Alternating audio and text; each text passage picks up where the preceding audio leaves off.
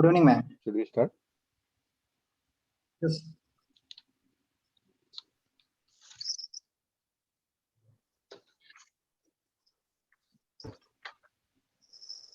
Dr. Santosh sir, please start this thing. Yes, thank you. Good evening, everyone, and Good evening, welcome sir. to the It is such a delight to see you all in person during this Corona pandemic time. I hope that coming year will be more brighter and sunnier for us. I once again welcome chairpersons Dr. Srikant Mapani sir, Dr. Shirish Thorat sir, Dr. Nitin Upadhyay sir, speakers, and dear audience for this online CME Chronicles of Retina. Now I would like to ask the chairpersons to flag off the CME for us. To start up with the academic session, I would like to request Dr. Anup to introduce today's first speaker. Over to you, Anupam.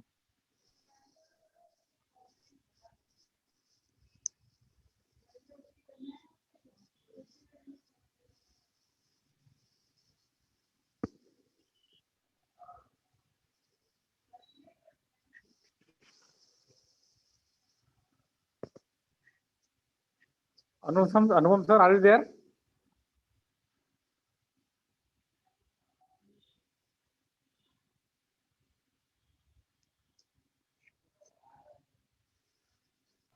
I think Dr. Anupam sir is not there. Our first speaker for the day is Dr. Rahul Tiwari sir, who is a VR consultant at Nagpur. He has completed his VR fellowship from the prestigious Dr. Agarwal Retina Foundation, Chennai. Sir has contributed to various books, several book chapters in international publications, and also has worked hard in international award-winning surgical videos. I would request Dr. Tiwari sir to proceed with his talk. It is a pleasure to have you with us, sir. Thank you, Dr. Malpani ji. At the outset, I would like to thank Akola Academy of Ophthalmology to having me here. I will start my sharing of slides straight away. Is it visible right now? Yes, yes, sir. Yes. Yeah. Good Yes, evening, sir, one and yes. all. Yeah. Good evening, honorary chairperson, sir. senior colleagues, and dear friends. I will be talking about the approach to simplify the interpretation of retinal OCTs. A thorough knowledge of the anatomy of retinal layers is prerequisite to analyze the OCT. As we all know, there are various layers of the retina which are arranged in a sequence. And OCT gives us a in vivo optical biopsy of retinal layers similar to the histopathological tissue of biopsy. And this is a slide where various layers of retina can be seen. Various layers of retina have a different reflectivity on optical coherence tomography, and international nomenclature has been devised to standardize the results of various interpretations. As you can see, there are lots of hyperreflective layers. The outer one is the RPE Brooks membrane complex, the number 14 over there, just followed by interdigitation zone, which is nothing but the interdigitations of the rods and cones which connect with the retinal pigment epithelium. This is followed by the ellipsoid zone, which was previously called as ISOS junctions, and then the myoid zone, which is again a part of rods and cones. This is a hyporeflective layer, myoid zone. Then a slightly hyperreflective layer of external limiting membrane, and then a hyporeflective layer of outer nuclear layer. And both the nuclear layers are hyporeflective, outer nuclear and inner nuclear layers. Inner and outer plexiform layers are slightly hyperreflective, followed by the ganglion cell layers and internal limiting membrane. The outermost is the choroidal and the sclera, which is well seen with the newer machines.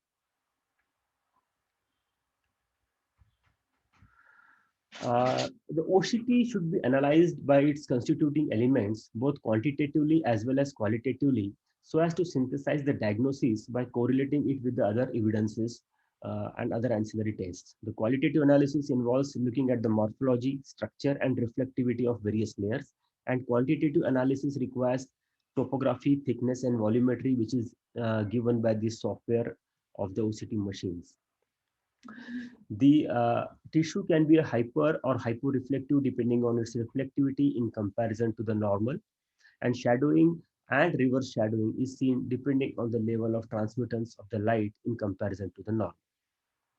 There are various structures which are hyperreflective on OCT, such as the fibrotic epiretinal and intraretinal membranes, cotton wool spots, inflammatory debris, hard exudates, hemorrhages, etc. Low reflectivity is typically seen in very few things, such as the fluid-filled cavities, cysts, and detachments. Sometimes a shadow effect of hyperreflective structure in the inner retina may cast a shadow on the outer retinal layers, giving them the appearance of hyperreflectivity. Shadowing is again seen with some certain things like exudates, hemorrhages, or fibrosis due to choroidal neovascularizations or RPE thickening. A quantitative analysis is nothing but a software algorithm which gives a segmentation depending on the various software algorithms of various machines, and it is helpful in comparison of treatment responses to the patients and also to comparison with the normative data. So first we'll go with the various retinal pathologies which we can see in the OCT images, and then at the end we will see how to interpret the reports of various OCT printouts. So cystic images, as we see in this image, are the fluid-filled cavity and they're optically empty. They are usually seen in the outer plexiform or inner nuclear layers, and with the time it eventually spans to almost whole of the retina. There is subretinal fluid also, which you can see here. We'll talk about it in detail later. And such type of cystoid macular edemas can be seen in various pathologies like diabetic macular edemas, retinal vein occlusions, or inflammations like intermediate uveitis, sometimes post-cataract surgery as well. Subretinal fluid is something which is needs to be seen very carefully. We have to look at the RP Brooks membrane complex. In the first membrane, we can see that the fluid filled optically empty cavity is just above the RP Brooks complex and below the neurosensory retina. So that is a typical picture of a subretinal fluid. Whereas the lower left image shows that the fluid filled cavity is outer to the RP and Brooks complex. So that is typical of a serous pigment epithelial detachment. The lower right image shows that there are some hyperreflective particles in that subretinal fluid, which is typical of turbid SRF, and they are usually suggestive of some fibrinoid precipitates, and these things are more common with the chronic CSRs or some inflammatory conditions like VKH or sympathetic ophthalmia. The upper one, subretinal fluid, can be seen in typically in central serous chorioretinopathies or some tumors or retinal detachments, etc. So basically, we are not deriving to a diagnosis, but we are finding exactly the anatomy of the eye, and then we correlate them with our clinical pictures and other ancillary tests to come to a diagnosis. In this picture, you can see that there is a tangential traction and one thin hyperreflective layer over the surface of the retina over the internal limiting membrane, which is leading to the loss of the foveal depression. And this is nothing but the epiretinal membrane. This usually leads to some edema in the outer plexiform layer in the upper image, whereas when it progresses, it almost leads to complete derangement of all the layers of retina, as you can see in the lower image. And again, epiretinal membranes can be seen in various conditions. When we look at the vitreoretinal interface, there are myriad of findings that we can have on the OCT. First, we'll talk about the left side images. The left upper one is showing there is a defect in the ellipsoid zone or ISOS junction. The RPE complex is intact, and this is nothing but a picture of early development of maybe stage 1A of a macular hole. Stage 1B is showing the partial separation of the vitreous base with a attachment at the fovea. It is a stage 1B of a macular hole, and the lower image shows a full thickness macular hole with a detachment of vitreous and an operculum just above the hole. You can see the right upper image. There is again epiretinal membrane, a hyperreflective layer over the surface of the retina. This leads to disturbance of the architecture of the retinal layer, but there is no loss of the tissue. This is a pseudo hole. The second right image is showing them loss of inner retinal layers, whereas the outer retinal layers are intact over there. And this is nothing but the lamellar macular hole, and the loss of tissue is that something which depending on which we distinguish between the pseudo holes and lamellar macular holes. The lower one is again a lamellar macular hole with epiretinal membrane. So we just derive to a histopathological defect over here, and then we correlate it with the clinical picture. The vitreomacular traction can be idiopathic, can be related to inflammatory things. Epiretinal membrane again can be related to diabetes or inflammation or post laser, and many other things may be responsible for that. A choroidal neovascularization, the upper image shows a typically wavy detachment of pigment epithelium. The most hyperreflective layer is a Brooks and RPE complex, which is detached there with irregular pigment epithelial detachment, typical of a fibrovascular PED with heterogeneous reflectivity under it. There is subretinal fluid, typical of a type 1 CNVM. The second image is again showing some intraretinal cystic edema and a hyperreflective CNV complex, which is above the Brooks membrane. It is typical of a type 2 choroidal neovascularizations. At times, these choroidal neovascular complexes can be seen within the retinal tissue, as is seen in the lower one. And this is typical of a RAP lesion, retinitis angiomatosis proliferans. This is with a new classification, we name it as a type 3 CNVM. So shadowing is something which is which clinches the diagnosis various times. In the above picture, we see some hyperreflective structures within the outer retinal layers, which is casting the shadow effect in the RP and ISOS junctions. They are mostly hard exudates and typically seen in the diabetic retinopathy, but can also be seen in some other vascular lesions. The lower one is a microaneurysm, and that also causes backshadowing, typically in the diabetic retinopathies. The shadowing effect can be seen because of hemorrhages, which can be intraretinal in the left side images, or the right one, there is a large subretinal hematoma, which is just obstructing all the structures anterior to it, choroid and RP Brooks complex, so subretinal hemorrhage casting a big shadow effect. Opposite to the shadow effect, we see something which is called as reverse shadowing, which is seen in sometimes geographic atrophies or other atrophic situations like myopic macular degenerations or uh, post-inflammatory conditions like post-chorioretinitis, etc., where the RPE is completely lost there. The outer layer of ellipsoid and rods and cones is lost. So that allows more transmittance of the light and hyperreflectivity of the choroid and outer structures. So that is called as reverse shadowing, and that is again clinches the diagnosis. And this is something where we are seeing the defect in the ISOS junction. The external limiting membrane is intact, but there is typically defect of ISOS or ellipsoid layer of the retina, and that can be a part of cone rod dystrophy or a solar retinopathy. And when it is associated with the preoperative picture, that it is more towards the indication of a poor prognosis, because outer retinal derangement, particularly loss of ISOS junction and external limiting membrane, uh, suggests towards a poorer outcome in such patients when we plan a surgery. Vitreous opacities can be there at times, that could be inflammatory or fungal hyphae, that may be related to intermediate uveitis or syncytial scintillans sometimes. This is associated with epiretinal membrane in this picture.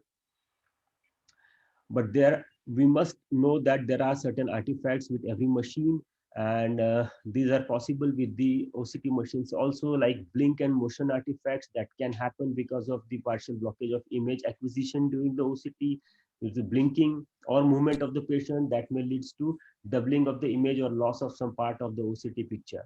Out of range error can also be there because of the shifting of the B scan of the OCT vertically downward or upward, leading to loss of some part of the OCT scan.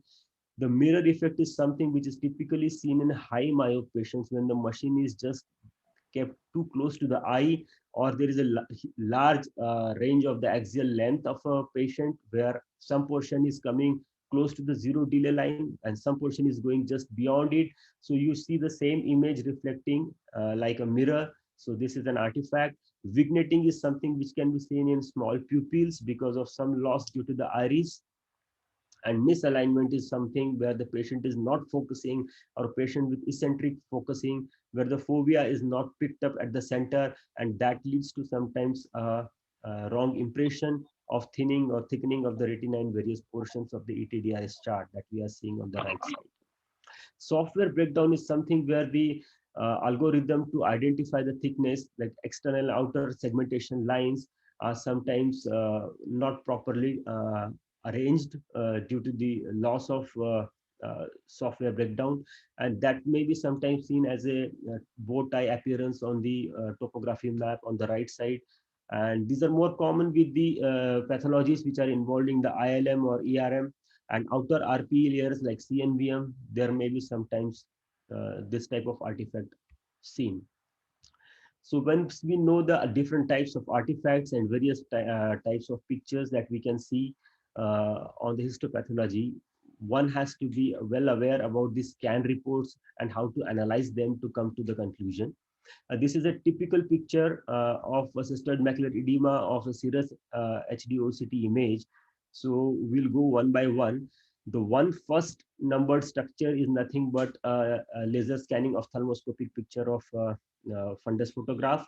Uh, some machines like Topcon and other machines gives a colored photograph that adds to explaining to the patient. The part two is nothing but overlay of the topography picture with color coding, and there is a slides navigator where you can navigate to the slides horizontally or vertically to align to the area of interest. The number three is nothing but the ETDRS grid. It has three circles, 1 mm, 3 mm, and 6 mm circles, and they give you the thickness in various quadrants to diagnose and to plan the treatment. Central subfield thickness is something much more important as far as the vision is concerned of the patient. The fourth number picture is nothing but a red-free picture of a fundus photograph. The fifth is an algorithm which identifies the fovea automatically by newer machines. 6 and 7 are the B scans, the horizontal and the vertical. They can be arranged depending on the slice navigator, which is shown in the picture number 2. The picture 8 shows the 3D picture of image in this Cirrus machine and the Heidelberg machine. It takes the segmentation from the internal limiting membrane and RPE. Various other machines like RTView, they take some other segmentation lines like ISOS junction, etc. So that is where the quantitative analysis becomes different for different machines, and one should compare the scans of the same machines only and should not compare the scans of the different machines. The 9th and 10th are the segmentation maps of ILM and RPE, and the 11th is a volumetric or quantitative data which gives central subfield thickness and cube volume, which helps in serial analysis of patients after the treatment or comparing with a normative database. So this is the most informative scan as far as the Cirrus OCT is concerned, but the similar scan reports are available with almost all the machines, just the arrangement is different. So you have the qualitative data, you have the quantitative data over here. This is a raster scan. And what happens here is that the second LSO picture, you can see the 5 lines there. These lines give some more detailed analysis of the morphological picture, but there is less of a quantitative data. The blue line, which is the center of the 5 line, is the scan which is shown in the third image, that is the prominent image, and the rest else is there. You can also change the scan angle or spacing between the lines to see the different structures or different pathologies. You can also change the length of that from 6 mm to 9 mm, in some machines 12 mm also. So you has to control, see the specific area of the interest. So these are enhanced HD raster scans. They are available in 5-line raster scans or 21-line raster scans. A similar scan of radial scanning is also present nowadays, where a circle of around 24 radial lines centered on the fovea are there, and then we can see various quadrants and choose the specific scan angle. just to increase the definition of the scan, what you do is that the spacing between those 5 lines or 20 lines is made 0, as you can see in the data there on in the front. Scan angle, spacing, and length is there at point number 1, and the spacing is made 0, so the 20 scans are coming to a single line to increase more detailed analysis, more deeper analysis of the machines. These are just differences of the algorithms of the software of the machines. There is something called as macular change analysis, where, for example, you are treating a patient with a laser. If this patient, particularly a central serous chorioretinopathy, so you can compare the pre-laser status and the post-laser status with the topographic scans. And the ETDRS grid is there, which is standard for comparison of various quadrants thickness. So central subfield thickness change is also can be seen at point number 5. This shows that how much thickness is reduced after the treatment, say for example laser or anti-VEGF or other intravitreal injections. So this is a very informative tool and good to explain to the patients also. So once you are aware of the various quantitative and qualitative data analysis of OCT, this scan report analysis also becomes easier. And more or less similar scans are there with various machines. Thus, just the arrangement of the scans might be different. Thank you so much.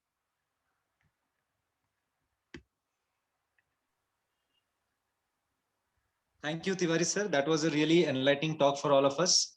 I would just like to ask a small question, sir. Am I audible Yes. to you?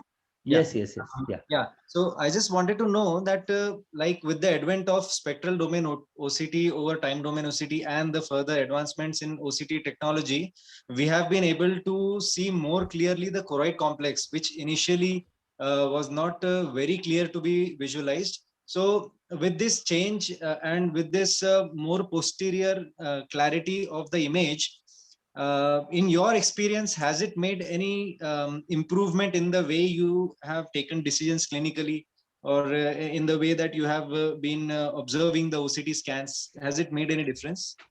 Yes, definitely. As far as the planning of surgery and planning of treatment is concerned, it has definitely made a lot of impact, because we are now able to see in a better way each and every layer of the retina, which was not possible in the time domain era. With the spectral domain, definitely we are able to elicit the details of retinal layers, particularly the ISOS junction, external limiting membrane, and the RP complex, which used to appear as a single complex in the time domain OCTs. So in a way, we are in a position to locate the pathology in a better way, prognosticate the patient, explain to the patient, and plan for surgery and treatment in a better way. Choroidal analysis is again something which is coming up in a big way, as there are so many pathologies which we are seeing associated with differences in the choroid, like pachychoroid. It's a spectrum of diseases where the choroidal thickness increases.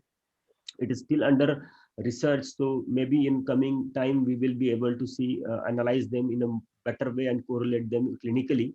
But definitely it has it's a big advantage to have newer machines at our disposal. Okay. Thank you so much, Dr. Rahul. Who- I think we will gather some more questions till the end of the seminar and then take them together, if you don't mind. And I would now like to request Dr. Murtuza to take over and introduce our next speaker, Dr. Alok Sen. Thank you, Anupam. I'm honored to welcome Dr. Alok Sen, sir.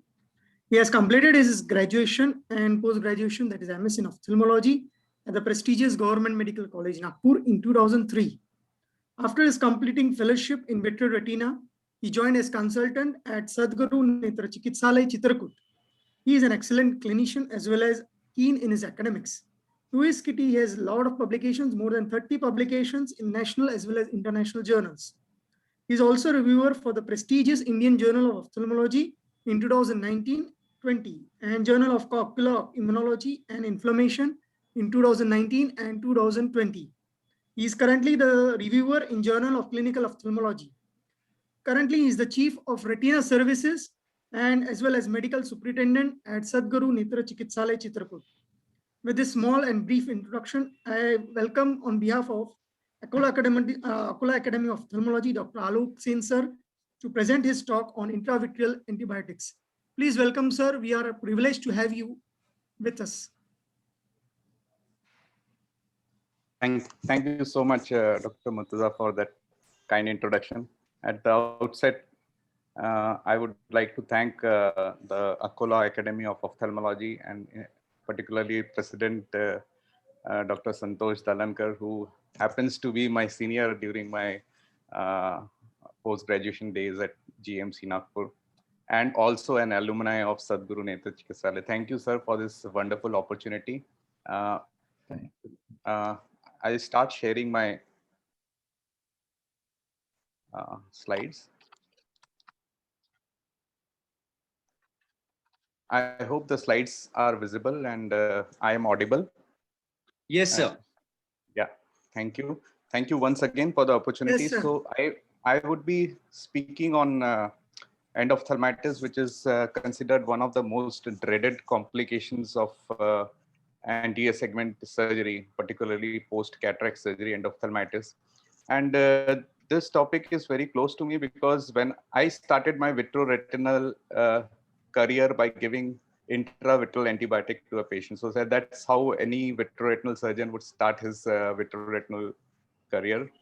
So the topic which I chose was a prick in time saves the eye. That is, if you give a single timely injection of intravitreal antibiotic can be a savior for many of these eyes with post-operative endophthalmitis. Now, I read this paper about a decade back, and this was from RP Center.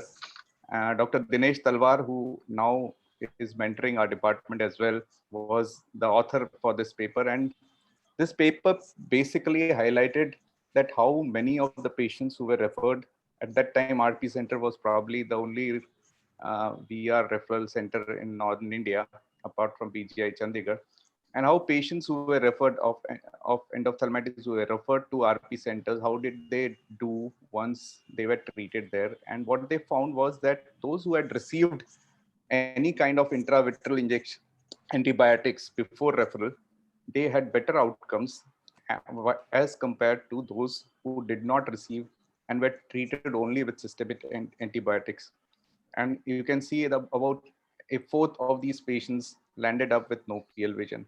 So that is how important is to give intravitreal antibiotics as at the first contact. And I'm sorry to say that that things, at least where I practice in Chitrakoot, has not changed much over the last 2 decades. This was published in 2004. Almost 2 decades later, we still find many of the patients being referred to us and they have just received systemic antibiotics without intravitreal antibiotics. So I start with this first case, who is a 65-year-old male who presented to us 6 days after phaco surgery with this hypopion, and the patient had an eventful phaco surgery there was a PC rent and IOL was placed in sulcus. The vision at the time of discharge was 612. So when he came to us, the vision had dropped down to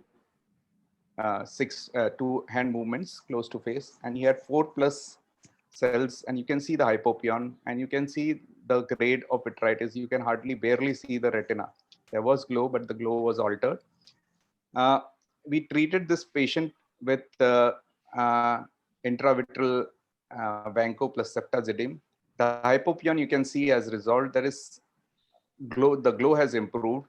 The vitreous tap showed gram-positive cocci, and you can see this is the serial pictures till 2 weeks of follow-ups, and you can see with just one injection how the vision has improved to 624 without any further intervention.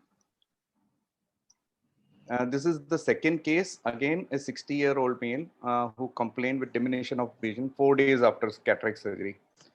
For 4 days, 10 days after cataract surgery, and again there was a streak hypopion, and in this patient also we gave intravitreal antibiotics, that is vanco plus ceftazidime. And you can see the serial photographs following anti-VEGF, and at 3 weeks, the vision has improved, although there is some amount of vitreous exudate still, or you may say vitreous opacity is still there, but the vision has improved to 6.6. So just one injection, and you can see it has done wonders in this patient. So what are the clinical signs which will tell you that there is response? One is that most obviously the vision will improve, but however, you have to wait for at least 48 to 72 hours to look for these changes. Sometimes what happens is when you give injection, the next day you will find that the vision may not, if you examine the next day, the vision may not improve that much.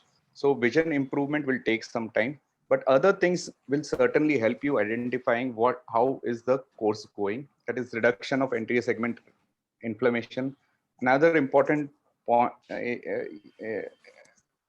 tip is to see for dilatation of the pupil. As the inflammation decreases, the pupil starts getting dilated. There is improvement of fundal glow. And what also you can notice, as you can see in the video also, is that the vitreous starts liquefying. So exudates in the vitreous starts liquefying. So these are some of the signs that will help you in knowing whether the patient is improving or not. So just going to one more case. So what if there is no improvement, or there is inadequate improvement after you have given intravitreal antibiotic? So this is a case who presented after 7 days of phacoemulsification with 6/18 vision.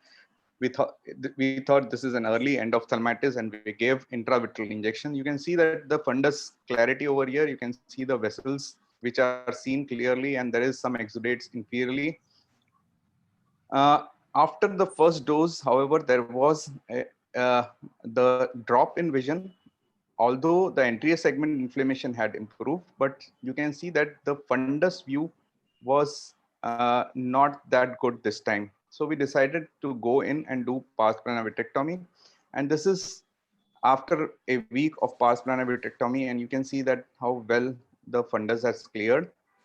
And you can see the serial picture of the same patients, that is after intravitreal antibiotic, and this is after past 1 month of after 15 days of pars plana vitrectomy, and the vision improved to 6.6. So the indications, or when do you refer your patient for PPV to your vitreoretinal colleague, is one, if you find that there is inadequate or poor response to your antibiotic, intravitreal antibiotics, and this you should check after say 48 hours of injecting intravitreal antibiotics.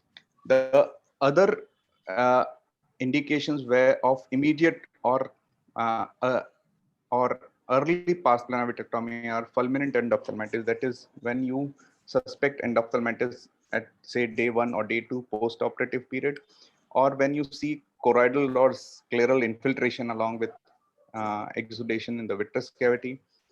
Obviously, one-eyed patients, you would like to be more aggressive. And whenever you suspect a cluster endophthalmitis, because these are the cases where the bugs are usually very fulminant.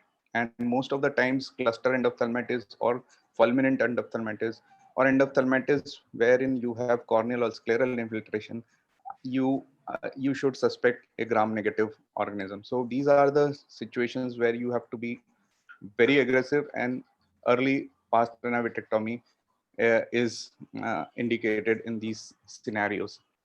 Now, the choice of antibiotic for us, we usually give vancomycin and ceftazidime empirical treatment in the first as the first antibiotic. Uh, Amikacin is usually reserved if there is if you find that the bugs are not sensitive to ceftazidime, then you go for amikacin as a second intravitreal injection, and this is usually done in combination with a pars plana vitrectomy. Now, why I have raised this issue is that in India, this is from EVS data, where they have shown that majority of the organism are gram-positive organisms, and their response is very well to vancomycin. While in India, what we have seen, and this is a recent data also, what has suggested that about a third of the organisms are gram-negative organisms, and this is particularly resistant to the empirical treatment with ceftazidime, which the LVPI and SN studies both have reported a poor sensitivity or not so good sensitivity to gram-negative organisms. So that is the reason why to be more aggressive, go ahead and do.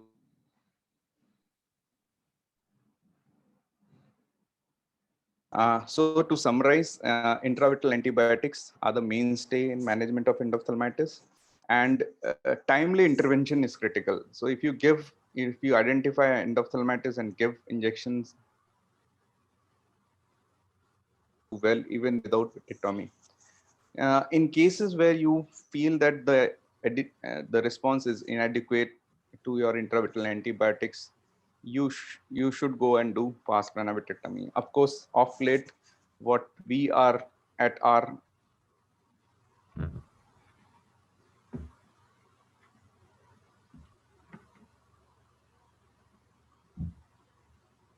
outcomes of early vitrectomy versus intravital antibiotics in patients who have better than PL vision. That was where EVS has said that you should do intravital antibiotics, or EVS has said that intravital antibiotics and pars plana vitrectomy have similar outcomes. But what we have found that although the outcome at 6 weeks are almost similar, visual outcome almost similar, the visual recovery is far more quicker if you go ahead and do pars plana vitrectomy. That's something which we are and many other BR colleagues have also been saying in past few years. So the other concern is emerging resistance to antibiotics, and it is important to get culture and sensitivity and know what are the bugs which are routinely responsible for endophthalmitis in your geographic area, and how is the antibiotic sensitivity. I think I end with that. Thank you so much for the opportunity, and I look forward for more interaction with you all in future. Thank you. Thank you, Dr. Alok. It was a nice, short and point-to-point talk. Am I audible? Yes, sir. Am I audible? Yes, sir. Yes. Thank you, Dr. Alok. It was a very point-to-point talk and very nice. The take-home message is that you should refer the endophthalmitis patient as you have diagnosed it as early as to the vitreoretinal, or if you can give a first intravitreal antibiotic at the earliest, we should give with you and then refer to the vitreoretinal surgeon for the further management. Dr. Alok, but there are a very few general ophthalmologists, I think, who give the intravitreal in the endophthalmitis patients. So we have to increase the incidence of the giving the intravitreal antibiotics prior referring to the retinal surgeons. So very nice talk. I think we will take the questions after all the talks. So you can write the questions. Thank you once again, Dr. Alok. Thank you very much, sir. Thank you. I would now request Dr. Nilesh to introduce and welcome our next speaker, Dr. Bhavik Panchal. Thank you, Anupam. Now I would like to introduce our next speaker, Dr. Bhavik Panchal. He is currently working as an assistant ophthalmologist at a prestigious LVPI Institute, Hyderabad. He has done his MBBS from Nair Hospital, Mumbai, and his DNB and fellowship in vitreoretina and uvea from LVPI, Hyderabad itself. He has been the sub-editor of IJO and JAM Clinical Pulse. He is the executive committee member of UC India.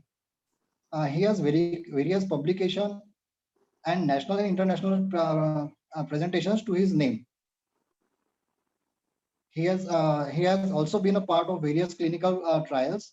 He has participated and represented in various national and international conferences. Dr. Bhavik has many feathers in his cap. He has been awarded Best Physical Poster at APOS 2019. Second, Best Video Award at Asia Pacific VR Society at Shanghai 2019. He has won third prize in photography contest at AIS 2019. I would like to request Dr. Bhavik to begin with his talk. It is our privilege to have you, sir. So kindly start your talk. Yeah. So, am I audible and is it clear? Yeah. Yes, sir. Definitely. So, first of all, thank you, Dr. Nilesh, for such a wonderful introduction. And it's my honor, I'm privileged actually to come and speak on to all of you at this podium here on the stage, to be very honest. And I would like to thank AO and also Anupam, to be very honest, who asked me that if I can present. And so then we were discussing and what topic to discuss, because since we know that a lot of general and ophthalmologists who are here, the idea was that we select a topic which will be useful to everyone and should not just be a talk, okay, someone came and just presented. So I'll be starting my topic, that is winning the dual battle, how to manage patients who have diabetic macular edema or who have diabetic retinopathy along with cataract. So I would like to take questions at the end of the talk or maybe later as well. And kindly, you can interrupt me anytime in between also. I have no problems with that. So I'm going to share my screen now.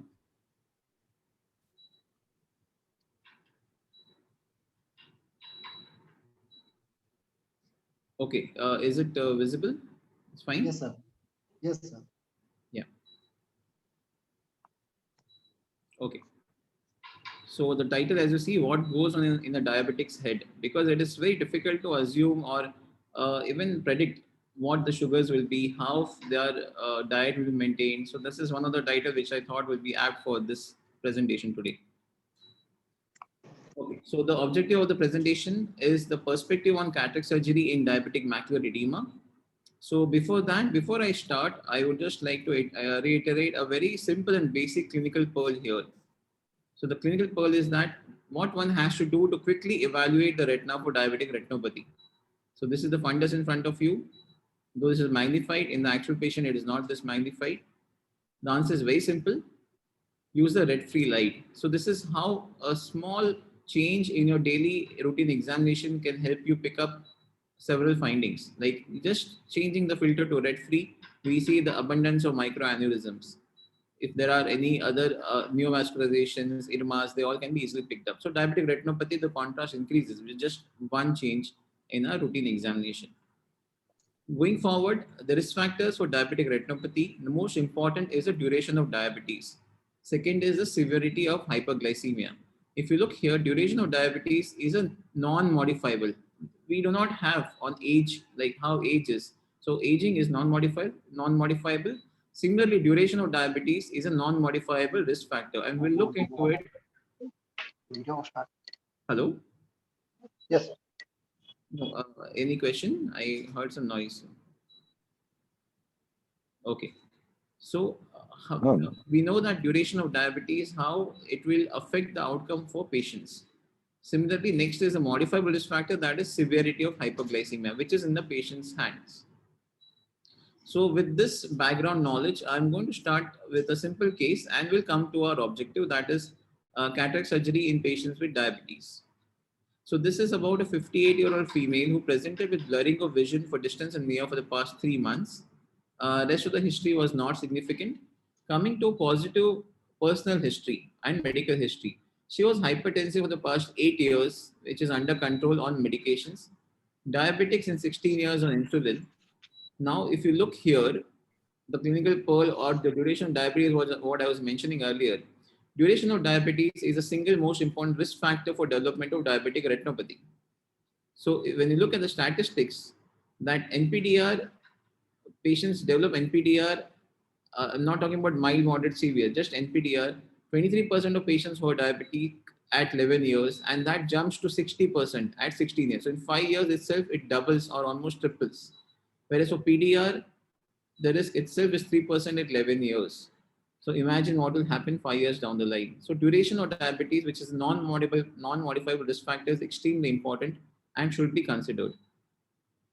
Coming to a patient, this is the right eye fundus photograph of a patient. The vision was 20/50 N8, and there are clumps of hard exudates which are present here, few hemorrhages which are present, but no neovascularization as such which was noted. Similarly, in the left eye as well, we have macular thickening which is present here and a clump of hard exudate present in a succinate pattern. So when you look at the OCT, this is a patient in 2012. So the subfield thickness here shows it was around 462 and 590 microns with multiple cystic spaces. Basically, patient had diabetic macular edema. Not going into details of the OCT here. So diagnosis of both eyes moderate NPDR with diabetic macular edema was made, and plan was to consult a dietitian and to consult diabetologist for optimal DM control. And both eyes intravitreal triamcinolone was injected. Patient could not afford anti-VEGF at that point in time, so went ahead with intravitreal triamcinolone. Now, coming back to 2 years. So when you compare the 2-year photograph of the same patient, what has happened for the patient after 2 years of time? Okay, the vision was fine. However, if you look at the fundus photograph here, left eye vision has dropped. The drastic change here, what we see is the amount of exudation.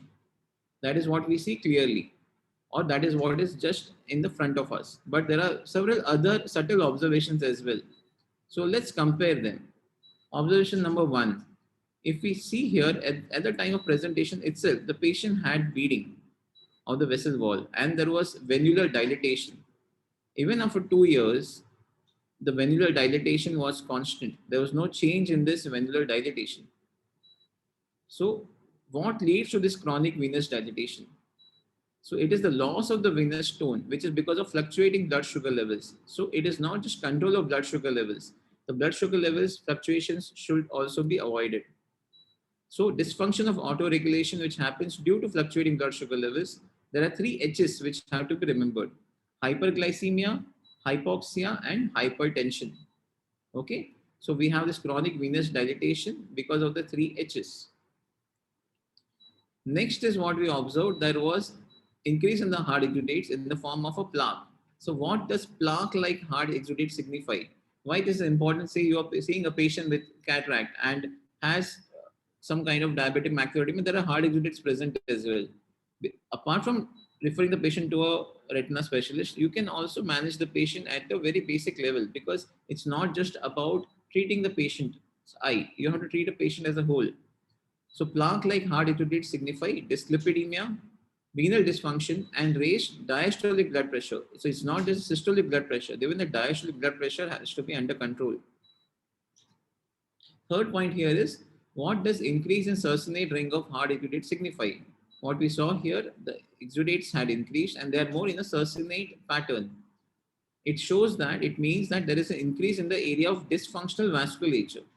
What do I mean by dysfunctional vasculature? So when you look at this retina, this is the relatively normal retina. It is not relatively completely normal, because you have microaneurysms, other signs of diabetic retinopathy. This is a junction of dysfunctional and relatively normal vasculature, and this is the dysfunctional vasculature. So the fluid which is accumulated here is getting absorbed by the relatively normal retina and the vasculature. So you have this hard exudate ring of succinate retinopathy at the border of this dysfunctional vasculature. That is what has happened for this patient. The edema was persistent over this period of 2 years, and patient was lost to follow-up in between. So prior to going ahead for the treatment for this patient, when you look at diabetic macular edema, it can be classified as focal. Focal is because of leakage from the microaneurysms, diffuse because of leakage from the capillaries, ischemic as because of increase in the foveal avascular zone. So when we have 2 or more component, it is called as combined maculopathy.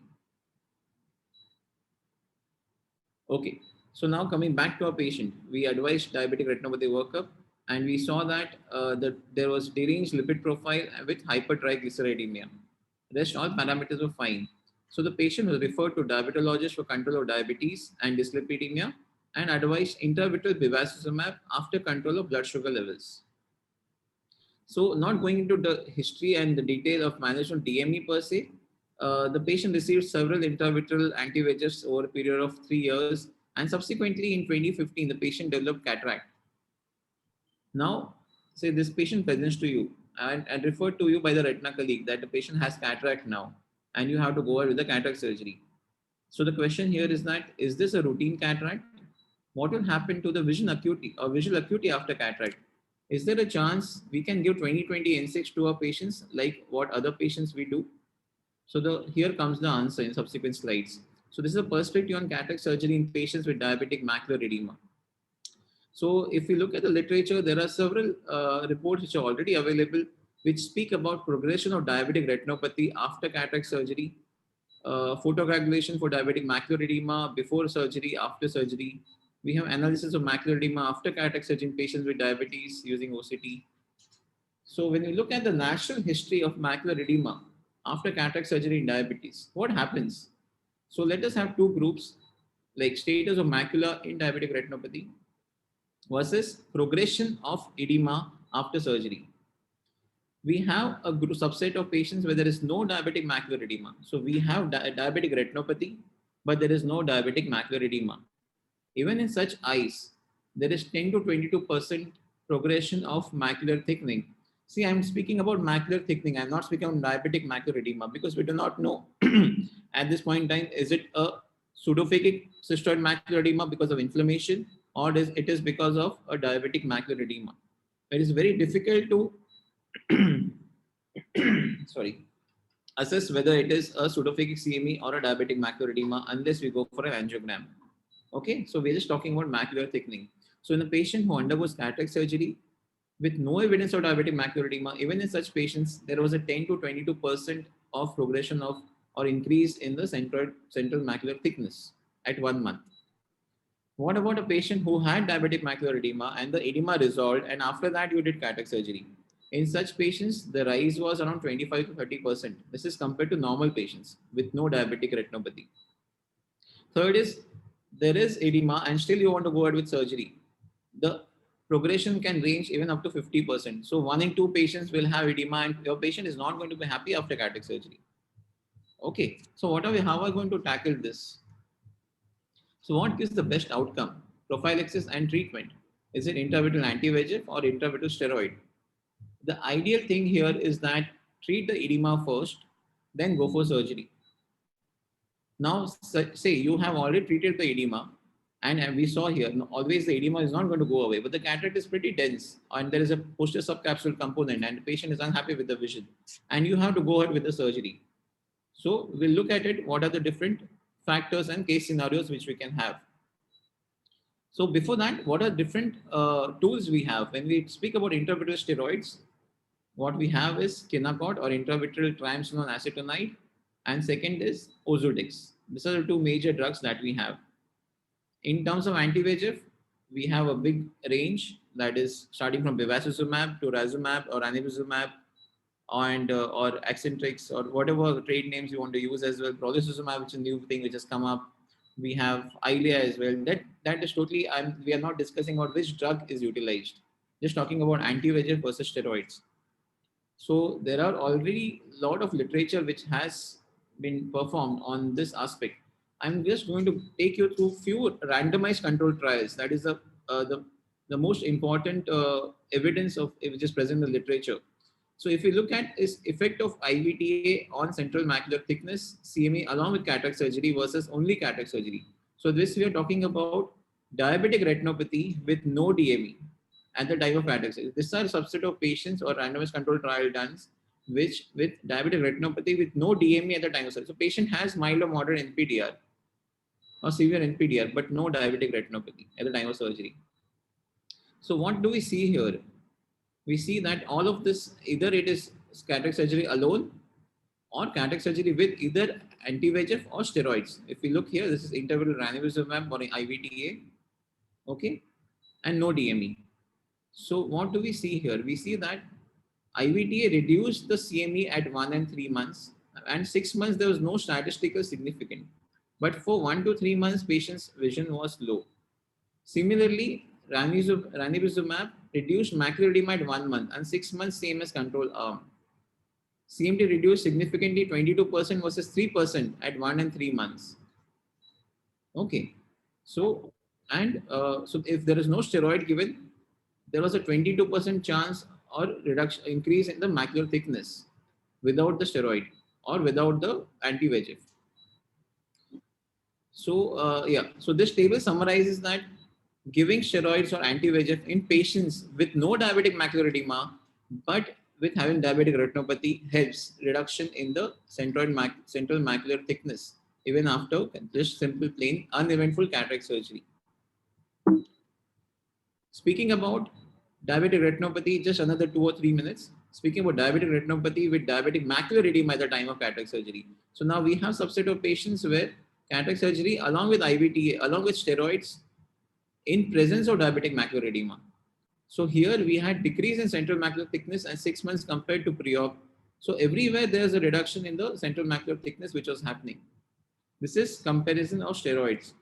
When you look at comparison of anti-VEGF, even here the groups have performed well, where we inject anti-VEGF along with cataract surgery at the time of surgery.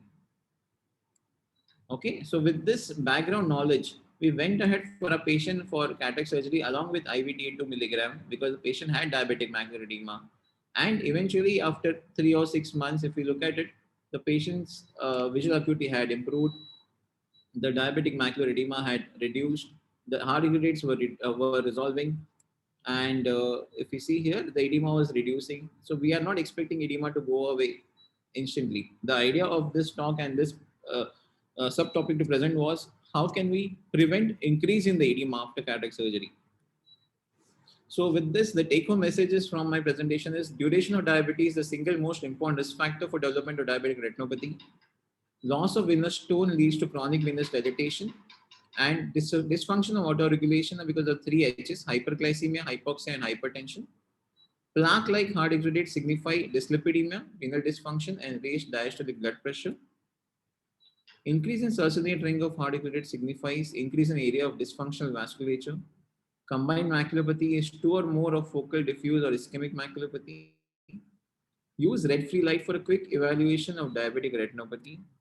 And lastly, pharmacological modulation in patients with diabetic retinopathy undergoing cataract surgery may be considered. So to summarize, what we use as a protocol here, and a lot of our other colleagues also use, is that cataract plus no DR, cataract surgery alone.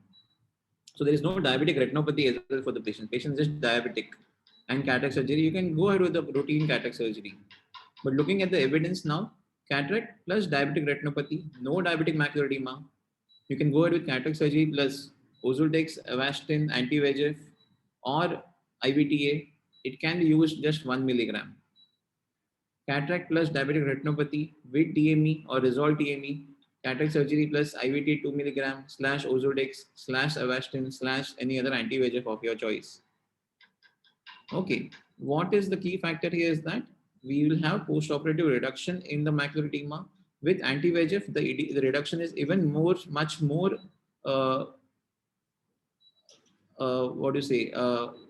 much more better at 1 month. But at 3 months, it is comparative between both the groups. So with steroids, you have a long-term systemic control for 3 or 4 months and reduction of the edema. With anti-VEGF, it may be for 1 or 2 months. And second is the amount of the patient, the economic profile of the patient as well. That also has to be considered. So with this, I end my talk, and I hope this was useful for everyone. So thank you for your patient listening. Thank you, Bhavik.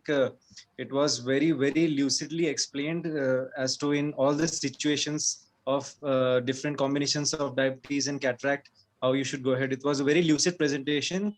And that's also an evidence of why you were the favorite most teacher of all the residents in the institute. So thank you once again. And we would now request any questions if the panelists or chairperson or anybody from the audience who can type it out for our speakers. Anupam, shall we proceed for the further talk, Dr. Shubham? And then we can go for the question answer session. Okay, sir. Yeah, No problem. I have one question to Dr. Bhavik, sir. Hello. Yes, please. Am I audible? Yeah. Yes. We were talking about intravitreal triamcinolone acetate, but we have seen that a lot of general ophthalmologists are sometimes not that much able to give intravitreally. So whether that old thing of retrobulbar triamcinolone, that retrobulbar Kinacot, of that thing works still, or is there any role of retrobulbar Kinecot still there, or intravitreal? Obviously, the intravitreal thing will work better, but is there anything like retrobulbar can work in some cases? Even people have done studies for subconjunctival triamcinolone, a study from RP Center only, I guess. Yeah. But even that does not work, to be very honest, Oh. compared to. So the farther we go away, we want the drug to be deposited in the vitreous cavity. And to be honest, giving intravitreal is far more simpler than giving a retrobulbar. Retrobulbar, yes. There Okay, are so, few complications. yeah. And there are several courses also available. It's a very simple and very efficient tool to give an injection. There are courses available for 10-15 days also outside in the market if someone wants to practice. Because this will, what will happen is, for smaller things, you don't have to refer your patients to a retina surgeon. You can manage these patients on your own who have diabetic macular edema. I'm not, though I'm a retina colleague, I'm not taking away patients from the retina surgeon, and I'm not saying that the cataract person, anti-segment surgeon has to manage diabetic macular edema. But in consultation with that, like, the person does not, a retina surgeon need not come to give it just an injection. That is what I'm trying to say. It's way simpler than doing a cataract surgery. Okay, thank you. Okay. Can I add Okay, something? Hello. Yes, sure. Just my teachers used to say when I was doing my VR fellowship, ki inject something where in the place where you can remove it if you want, if it needs to be. So injecting something into the retrobulbar space, it would be very difficult if the patient lands up in a problem. So to remove that drug. One more question, Dr. Bhavik. In a patient with a cataract with diabetic retinopathy with no diabetic macular edema, is there any role of Nepafenec or Bromophenec or Ketorelac in the post-op regime? Yes, there is. In fact, another thing which we practice here, at least the anti-segment surgeons practice here who are working with us, for diabetic patients, they provide both prednisolone acetate as well as NSAIDs, because both of them are they have additive mechanisms to counter the inflammation. Though they work on the same pathway, but the enzymes which are blocked, both of them have a definitely added role. So topical NSAIDs and Predford both can definitely help. Given at it. Okay. Yeah. But the issue here is that, as I mentioned earlier, in the patient who is diabetic and has diabetic macular edema, it is very difficult for one to understand, is it the pseudophakic edema which is increased, or it is a diabetic component. If it's diabetic macular edema, then the NSAIDs are not going to work. So then that is where the role of steroids helps. Yes. That is why, like, if I prefer my preferred treatment of choice, if it's a patient of PDR and has diabetic macular edema, my choice of injection along with the cataract surgery is an anti-VEGF. So that is going to add benefit to my patient. Whereas NPDR, my treatment of choice is a steroid, be it Ozurdex if the patient can afford, because that is going to help for long term for the patient in the reduction of macular edema, even after cataract surgery is over. Dr. Alok, want to come in? Yeah. Thank you, sir. Sure. So, very nice presentation, Dr. Bhavik. Very lucidly explained the intricacies of how to treat and how to examine a patient of diabetes. I have just a couple of things to add or comment. One is that what we have noticed is combining cataract surgery with steroid is a better option than combining cataract with anti-VEGFs. Steroids usually work better because what is noted is that it is the inflammation post-cataract surgery that causes the progression of retinopathy and edema. So your steroids will work. And we had done a small RCT where we found that steroids were more effective than anti-VEGFs. So if you want to do a combined, it is better to combine IVTA or Ozurdex instead of anti-VEGFs. That's one thing. The other thing is, of course, one has to avoid multifocal IOLs in these patients. So in any diabetic patient, just do not go ahead with multifocal IOLs. I think those things I wanted just to add. Regarding the discussion on subtenons versus intravitreal steroids, I think subtenon steroids have more complications than intravitreal steroids. And there is a randomized trial now available in uveitis, macular edema in uveitis, pilot study where they have compared subtenance steroids with intravitreal triamcinolone and Ozurdex. And what they have found that intravitreal steroid, triamcinolone and Ozurdex work equally well, while the absorption of subtenance steroid is very erratic. So it has suboptimal effect in uveitic macular edema. So we can take that, extrapolate that in diabetic macular edema as well. I think so intravitreal would be a better choice than subtenance. Thank you. Yeah. Only one more thing, where in terms of comparison of Avastin anti-VEGF versus steroids, we have to be careful of the optic nerve in terms of is there any glaucomatous cupping or not. So if at all, if the patient has a past history of any steroid response, if you see there is an amount of disc damage, then prefer an anti-VEGF rather than going for a steroid. Yes. Yes. Yeah, Dr. Anupam, can we proceed for the next talk, or should we continue the question answer session?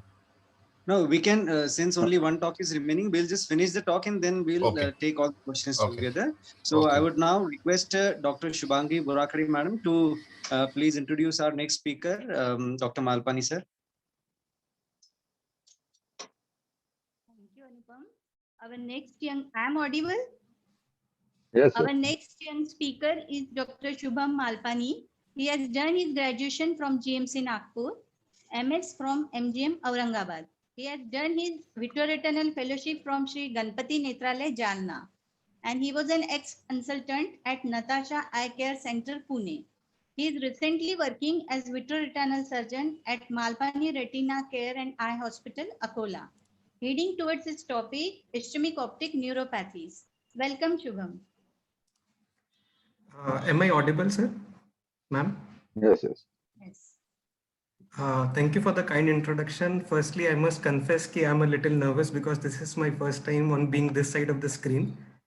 My topic for the day is Adventures of Iron Man, a very catchy headline, but it is ischemic optic neuropathies for the anterior segment surgeon. To understand ischemic optic neuropathies, we need to understand the blood supply of the optic nerve head. It is predominantly divided into two parts, anterior and posterior. Anterior supplied by the posterior ciliary circulation and the posterior supplied by multiple sources. Most important is the plial plexus. It is divided into the same blood supply origin types, the anterior and the posterior ischemic optic neuropathies, arteritic, non-arteritic, depending on what pathology is involved. To begin any presentation on ischemic optic neuropathies, the differentiation between a pallid disc and a hyperemic disc is very important.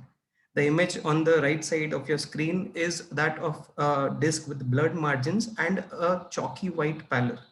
And that on the right side is with a disc with blurred margins and a flushy, and a flush with blood or flush with orange vessels. That would be a hyperemic disc. Arteritic forms of AI, ischemic optic neuropathies, how do they happen? So thrombotic occlusion is the primary mechanism, and it is facilitated by systemic vasculitis that is present in these patients. Most common disease that is involved is giant cell arteritis, which has a predilection to involve the posterior ciliary circulation. It generally affects the medium and large size arteries. In non-arteritic cases, most common reason is transient non-perfusion or hypoperfusion of the optic nerve head.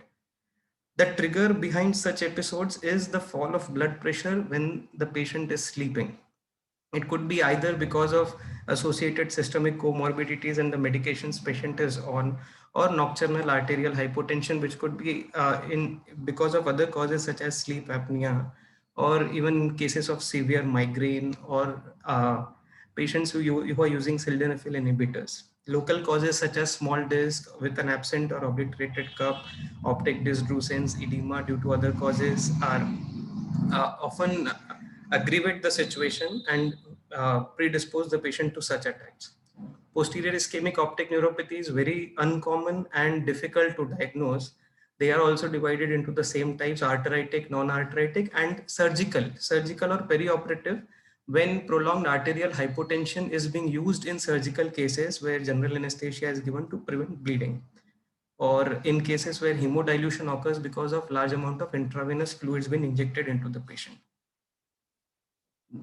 non-arteritic and arteritic AION. It is very important to identify these patients. Most important in elderly female presenting to you with monocular visual loss, profound visual loss. You can see severe visual loss where hand movements and no PL is present in 38% of the patients, is a typical case where a arteritic AION is suspected. Fortunately, this is not the part of the world where arteritic AION is very common.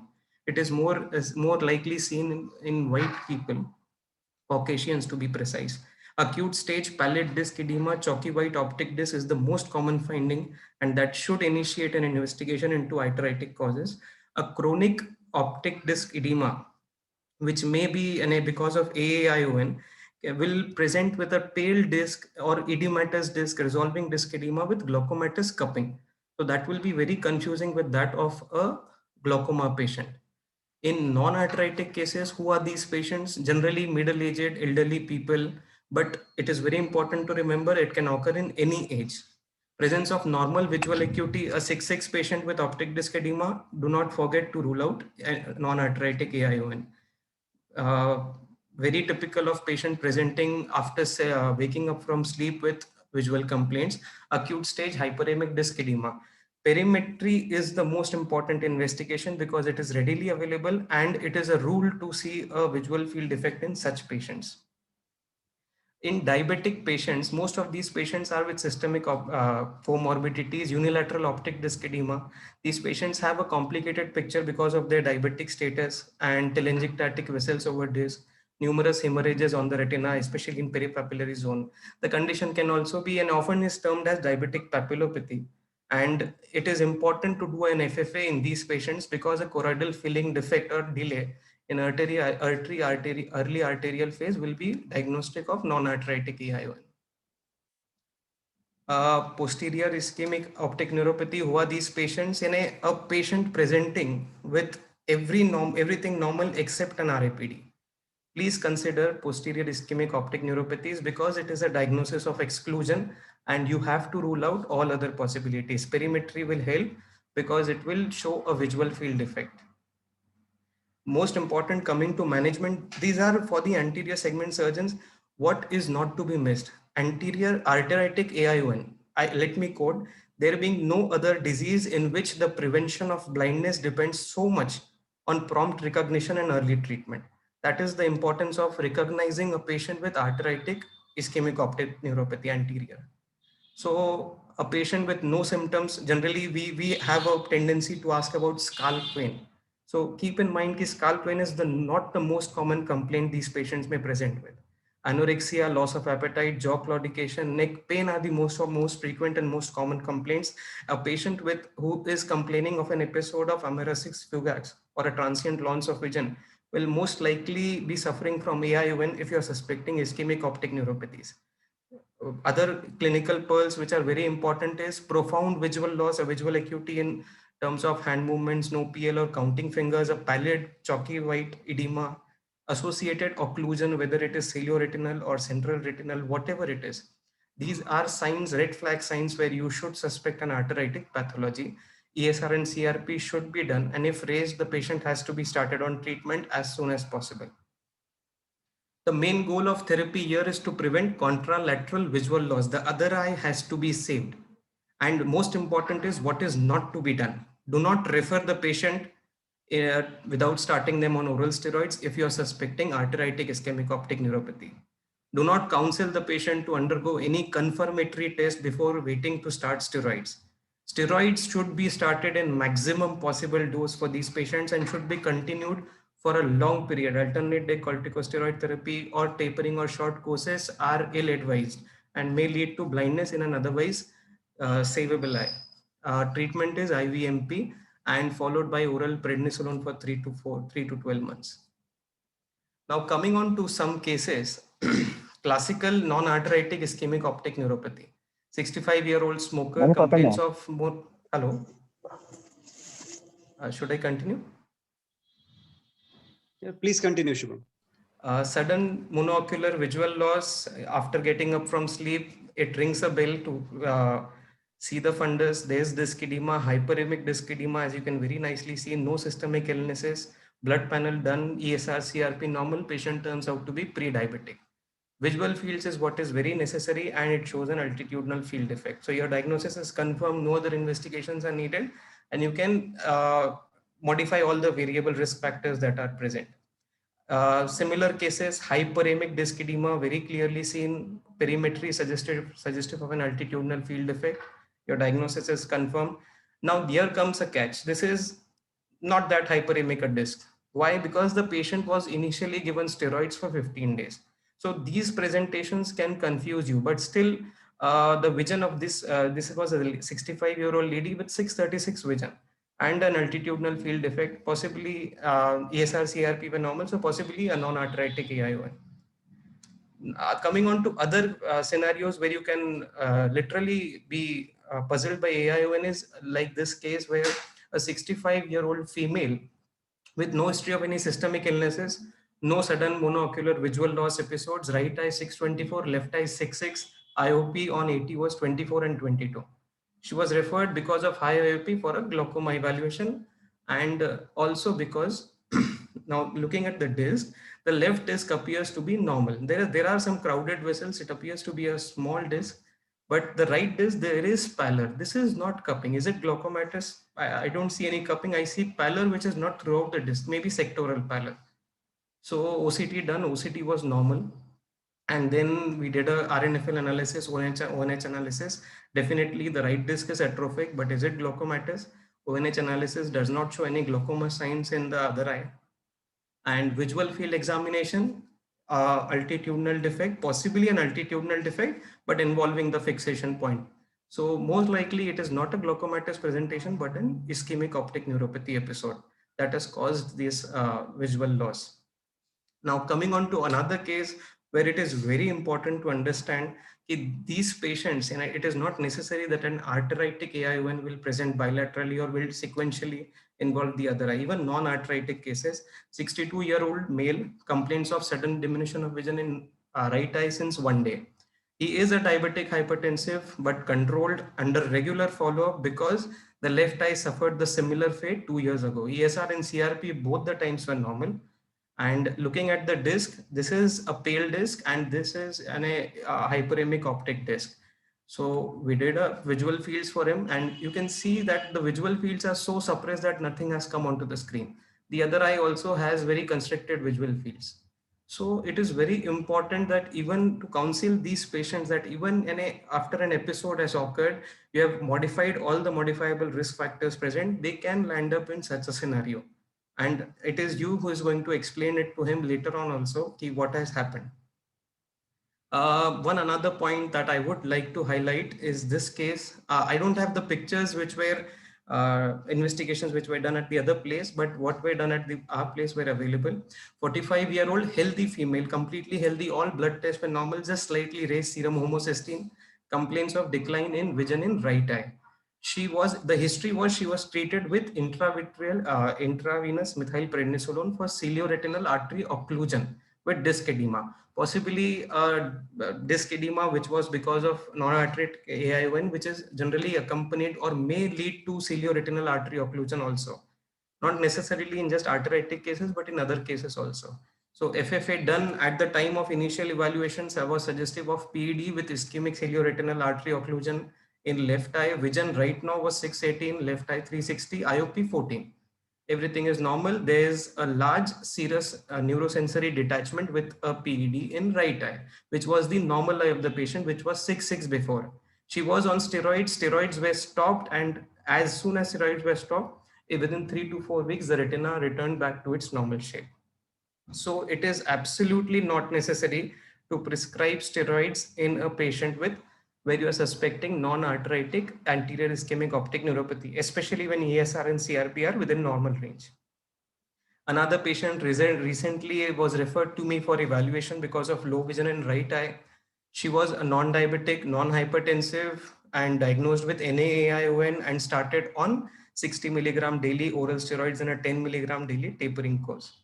And what happens is she turns sugar spike, her BP spike, she got admitted for the same, and then after 3 months of treatment, everything was stopped. No diabetic medications, no hypertensive medications. Possibly the reason was steroids used for non-arteritic ischemic optic neuropathy, where the reason because it is more likely that steroids in that dose in a patient that elderly may lead to deranged sugars and blood pressure. Most important case of a non-arteritic anterior ischemic optic neuropathy in a young patient. 36-year-old male under treatment for diabetic. He was working in some factory where he used to do night shifts.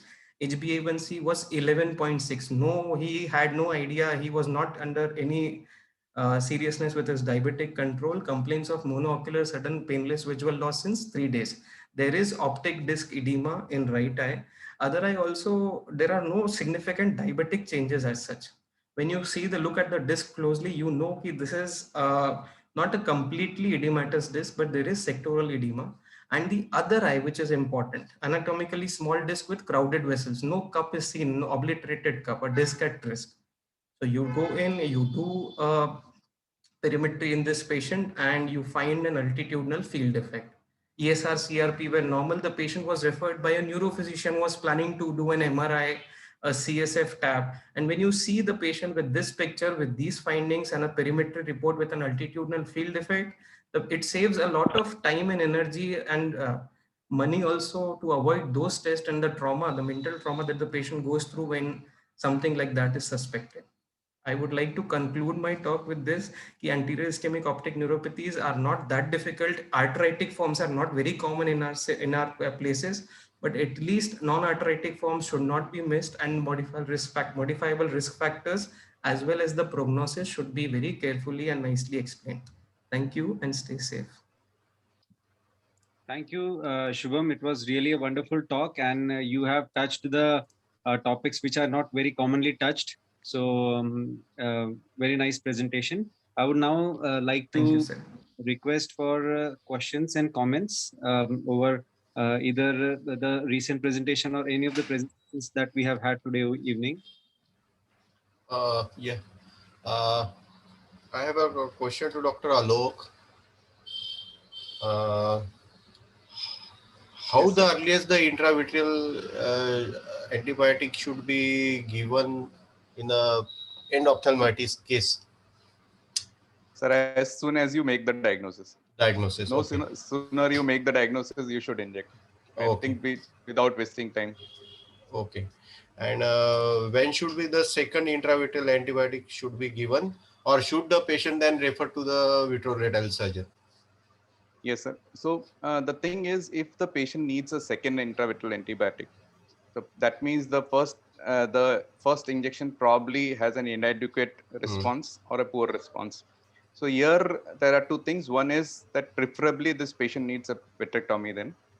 If not, then at least look for the antibiotic sensitivity before you inject the second, and inject accordingly. So that is important to know, because if the patient has a poor response to your first injection, empirical injection, maybe the antibiotics are not working, or maybe the bugs are resistant. So it is important that when you give second, although there are at times when even we have given at as many as 5 to 6 injections in a patient who was not willing for surgery, and ultimately he did respond to intravitreal injections. But after first injection, on reevaluation, if you see that there is progression or deterioration, then better is to go for vitrectomy. And if at all you plan a second injection, look for the smear or the culture sensitivity before you inject. Yeah.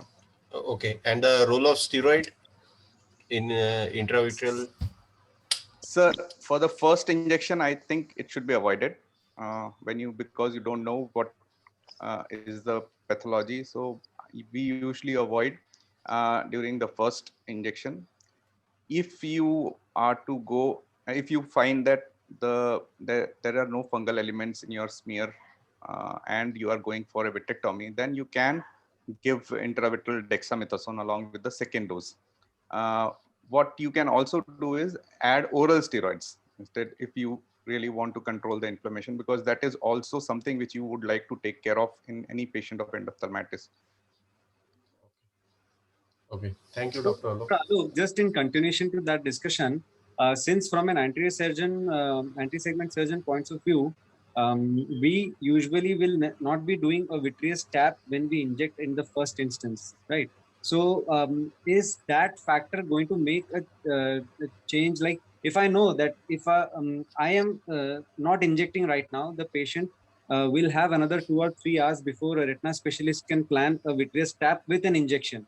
So is there any time frame you would like to recommend that if within the 2 hours he is able to get that done, then better refrain the first injection, or irrespective of anything, you would like empirical first injection without vitreous tap or microbiological examination to be given? Sir, if your VR colleague is around, then probably you can call your VR colleague and he can take a vitreous tap. If that is not possible, then even taking an aqueous tap is not that difficult. I think everyone does paracentesis. So if you can get an aqueous taps, that also, although the yield is less, but that also helps. So before referring, you can take an aqueous tap, which is easy, and you can subject to cultural sensitivity. Yeah. We had a question by one of our attendees that what is the role of intracameral moxifloxacin prophylaxis and how does it affect the outcomes? And just to add on to that question, what is your experience, or what does the literature say about intracameral moxifloxacin versus injection of vancomycin in the irrigating fluid? So I have no experience with vancomycin as such, but we have been using moxifloxacin since 2015. And in all our cataract surgeries, we use perioperative moxifloxacin at the end of the surgery. And we have got a very good result also in the form that our endophthalmitis rate has gone down from 0.1, which was in 2015, to 0.07. And especially in cases, and this we have also submitted this paper for, and it's under review in IGO, the cases where you have PCR, complicated cataract surgery, it helps further. I think there is a paper from LBPI group as well on this, where they have compared rural and urban, and they have also found intracameral moxifloxacin to be very effective. The seminal paper came from Haripriya ma'am some time back, where they have a huge data of 6 lakh cases.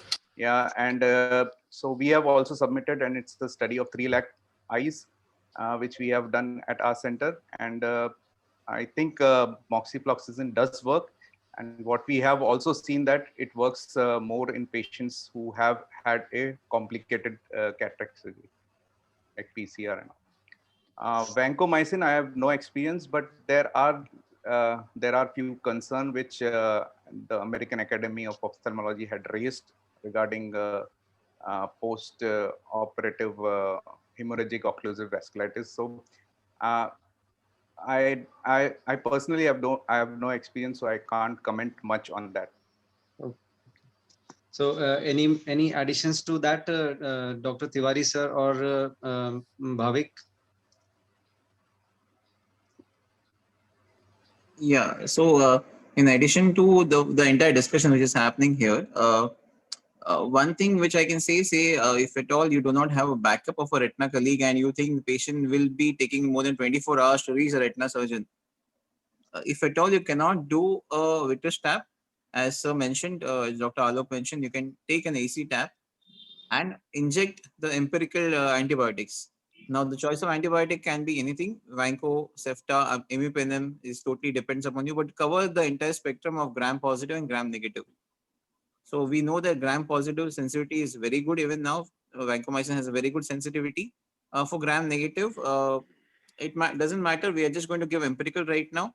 And once the patient has been taken care by the retina colleague, until that time, in one day also a lot of damage can happen. So we know that infection also has to be controlled, but more importantly, once the infection is controlled, it is the inflammation which causes more damage. So somewhere a discussion was happening of oral steroids. So what we practice here, if the patient has a growth which is there, or we know it's a bacterial infection which is caused endophthalmitis, we start the patients on oral steroids. Obviously, we have to make sure the patient, if he's a diabetic, he or she, the sugars have to be under control.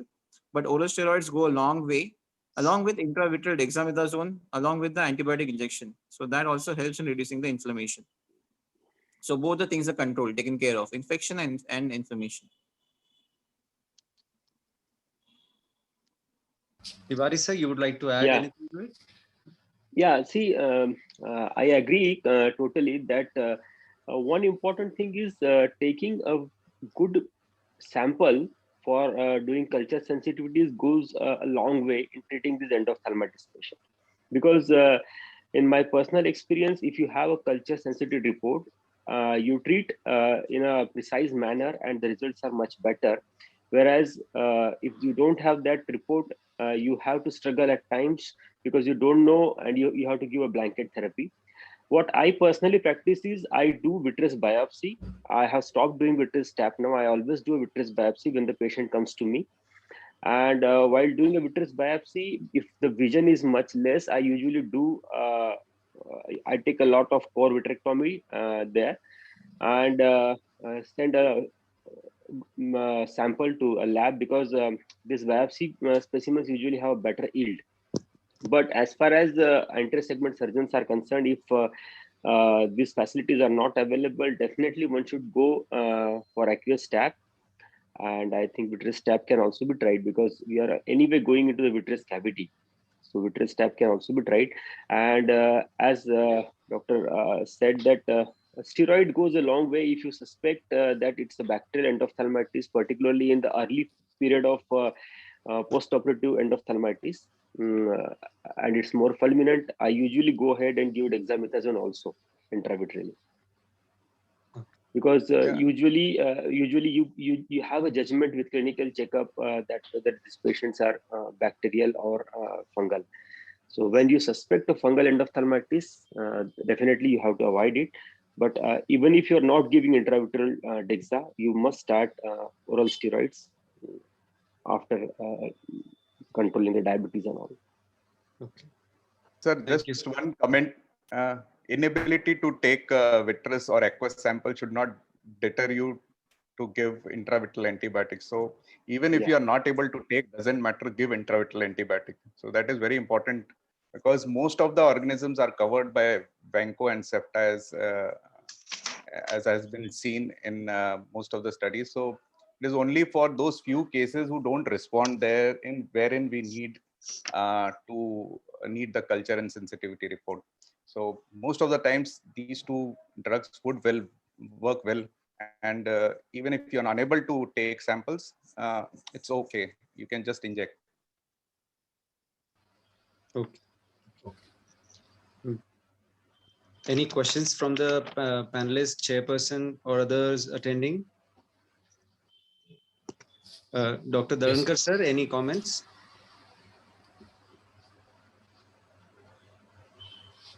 I think he's unmuted. Sir, you'll have to unmute yourself, please. Am I audible? Yes. Please go. I want to know the role of IV antibiotics in these cases. Sir, can I answer that question?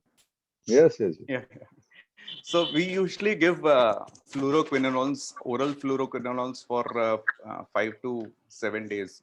And that is also based on evidence which has again come from LVPI study where they have shown that the MIC is better with fluoroquinolones. So I think oral medications of fluoroquinolones will work as well. So that's what we follow. No, we don't give IV. No, we don't give IV. Any role of povidone iodine eye drops before surgery? Yes. Very important, sir. That's one of the level 1 evidence that we have for prophylaxis against endophthalmitis. So it's very important to give at least 1 minute of povidone iodine before surgery. There was a question on our chat box. And it was in relation to the concurrent existence of cataract and diabetic retinopathy. So what is the preferred sequence of management in a case of proliferative diabetic retinopathy with severe center involving diabetic macular edema plus significant cataract. Okay, so can I answer the question? Yeah, Bhavik, you can take it.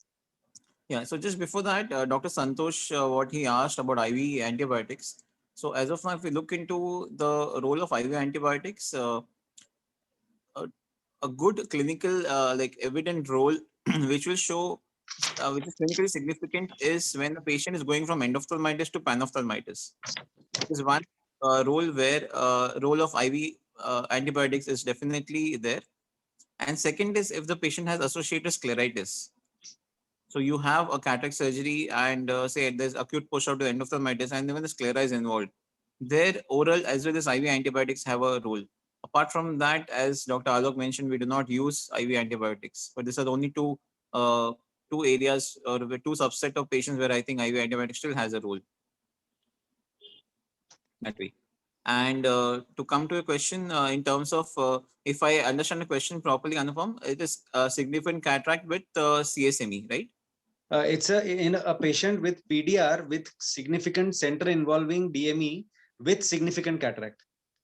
Correct. Yeah. So role of steroids, you mean to say, right? No, just the sequence of management that you would do for such a patient. Okay. So now here there are different scenarios. If the patient presents to me for the first time, I am not going to treat the patient at all in the first place. First thing will be management of the systemic status and assessment of systemic status of the patient, and to see where does the patient stand. Somewhere in the discussion, I heard that a patient had HbA1c of 11.6 and all. This is a very common scenario in the Indian population. One patient, the maximum I have seen is 15 or 16 HbA1c, and I was shocked to see that. So patients can have random sugars. Create levels can also be very varying and all. So we need to make sure that their systemic profile is managed first. Call the patient again after 1 or 2 weeks with the reports, or the patient can get the reports and go to the diabetologist itself. And the patient comes back, assess, and if the sugars are under control now and it's been taken care of, it's a significant cataract. Obviously, we cannot go ahead and do anything from the retina point of view, cannot do a laser. If the cataract is that significant, even PRP cannot be done. So it's always good that do the cataract surgery, inject. So in such a scenario, when the retina has a hazy view, I will not go ahead with an anti-VEGF, because if at all there is, if case of PDR and if there was any traction which is present, any membranes which are present, that may worsen. So steroids are a safe bet here. 1 to 2 milligram of triamcinolone acetonide will definitely help along with the cataract surgery. And once the cataract surgery is done, make sure the cataract surgery is uneventful. After that, subsequently laser or injection, whatever way the retina person wants to treat the patient, can go ahead and manage the patient. So the sequence of event will be take care of the systemic assessment of the patient, status of the patient, go ahead with the cataract surgery along with triamcinolone acetonide or Ozurdex or whatever you're comfortable, but no anti-VEGF. Then after that, after 1 week itself, the laser can start for the patient. Any other inputs on such a situation? Maybe Shubham, you have anything to chip in? These are tricky patients to manage. We actually managed one very recently, and the sequence of events in that patient where the patient underwent cataract surgery, he had a very brunescent cataract, which was where it was very difficult to laser the retina preoperatively. Otherwise, I would prefer to laser the retina preoperatively in view of risk of any tractional surprises later on.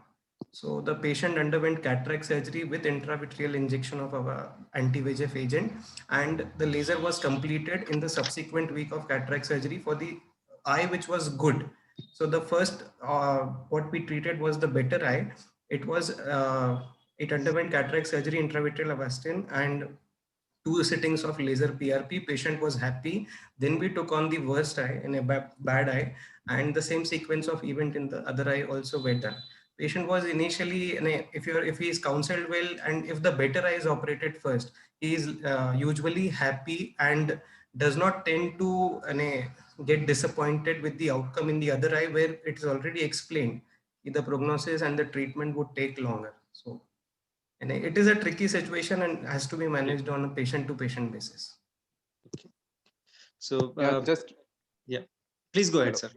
Yeah, just one more point. When you are dealing with such a patient who has a PDR, uncontrolled diabetes and CME, and you are doing a cataract surgery, one thing that you should be counseling this patient is post-operative vitreous hemorrhage, because there is chance of PVD happening and the patient may land up with vitreous hemorrhage. So that is very important to counsel these patients well, and they need to be very closely monitored post-operatively. Dr. Rahul, sir, what is the practice there regarding preoperative prophylaxis, or sorry, intraoperative prophylaxis for endophthalmitis at your center? Your anti-segment surgeons, they prefer more of moxifloxacin or vancomycin in the irrigating drip? Or there was also another question that what is the experience relating to amikacin in the irrigation drip? What is your take on it? What we practice is we definitely use povidone iodine, because that is something which has definitive role, and we keep it for at least 3 minutes preoperatively in the conjunctival cul-de-sac. We are not routinely using intracameral antibiotics here, but we definitely put a drop of povidone iodine even after the cataract surgery and then start the patient. But yes, there is definitely evidence that intracameral moxifloxacin is being used extensively, and I think it's a good practice to start that. As Dr.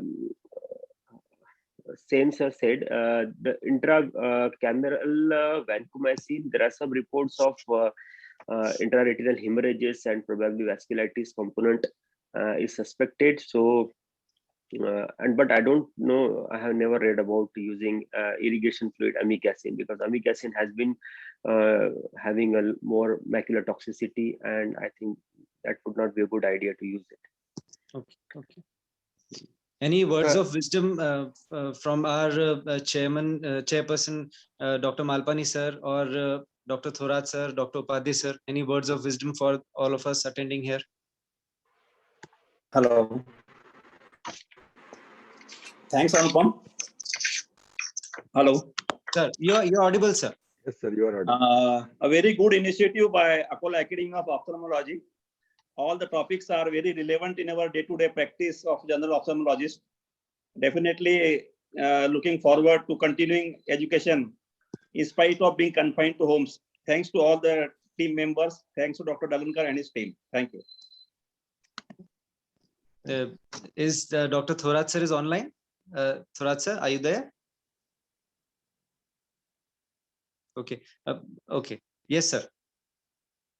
Anupam, this was one of the best online CME I have ever heard at a district level, because I'm into this CMEs for Maharashtra Ophthalmic Society, but this is at par with any other societies of state level, and topics and questions are so beautifully listened.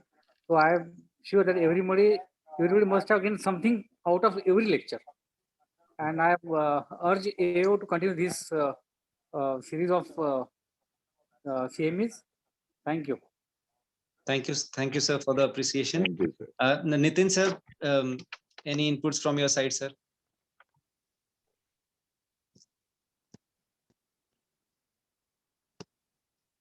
I think we lost connection with Upadhyay sir. No. Right. Okay. So, Dalankar sir, would you want to say a few words?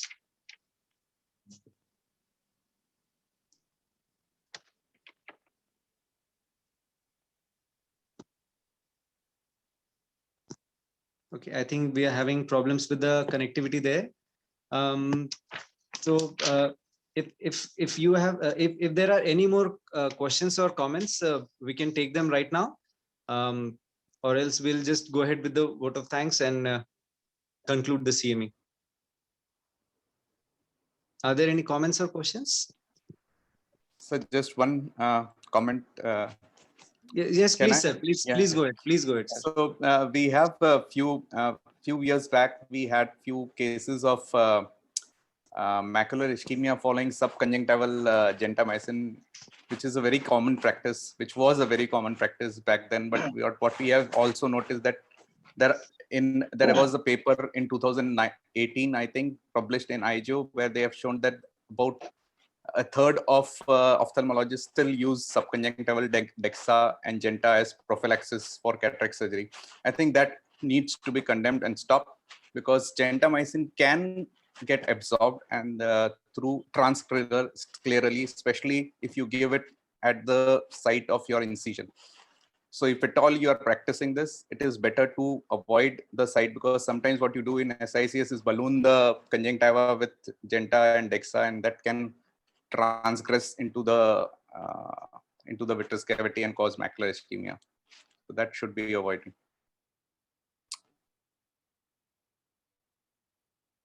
That was a very, very relevant point, Dr. Alok, because still we hear a lot of usage, a lot of usage of gentamicin subconjunctivally these days also. Dr. Dharankar sir, you would want to say a few words before we proceed to vote of thanks?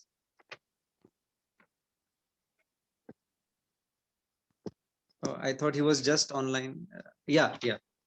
Sir, please unmute yourself. Dharankar sir? Okay, I think there is some issue with the audio.